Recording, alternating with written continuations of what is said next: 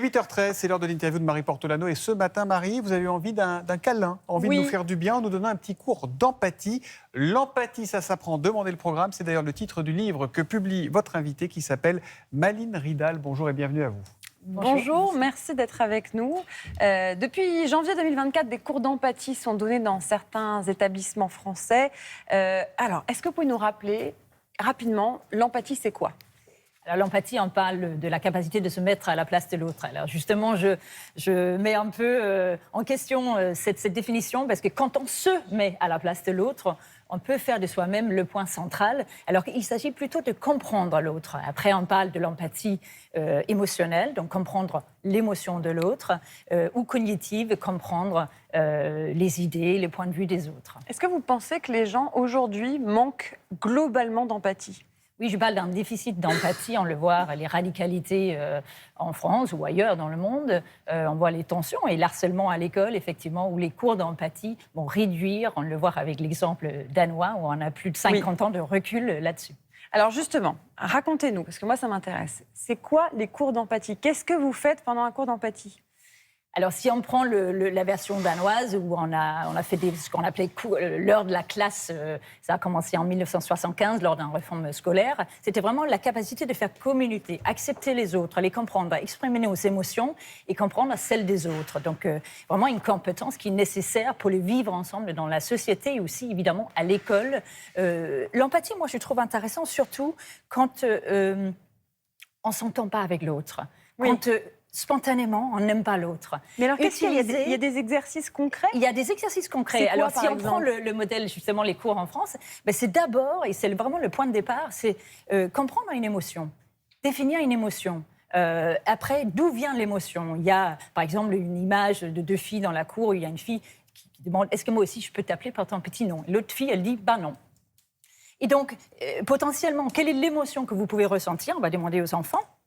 Et d'où vient cette émotion ? Si on dit « je me sentirais triste oui. », si tu es triste, quelle est la pensée derrière ? Et donc la compréhension d'où viennent nos émotions et comment on les communique derrière. Parce que mon fils a des cours d'empathie à l'école et il m'a raconté qu'ils avaient fait un exercice avec la maîtresse qui était tombée par terre et qui avait dit aux élèves « Qu'est-ce que vous faites dans cette situation ?» Et donc il y avait ceux qui disaient « Je vais l'aider, je ramasse ses courses, etc. » C'est ça, les cours d'empathie ?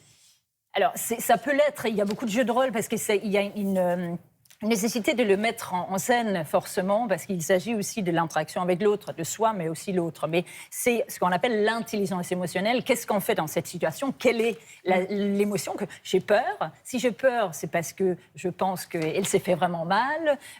Ou quelle est l'émotion je me sens responsable. Et donc, comprendre ça, mais aussi comprendre comment on le communique. Il y a aussi un cours où c'est comment on fait un compliment. Enfin, moi, je le constate dans les entreprises. Il y a un sentiment, globalement, de ne pas être valorisé. Il y a un besoin de reconnaissance. Parce qu'on est très mauvais. Alors, c'est curieux, parce que faire des compliments, c'est agréable. Émettre des critiques, ce qu'on apprend aussi, comment on émet un critique constructif. Et donc, ce sont des bases pour la création des relations saines. Alors, oui, parce que concrètement, vous êtes donc né au Danemark. Et c'est au Danemark qu'il y a des cours d'empathie. Vous en avez reçu quand vous étiez jeune, quand vous étiez petite. Qu'est-ce que ça a changé, selon vous, dans votre construction à vous en tant qu'adulte ?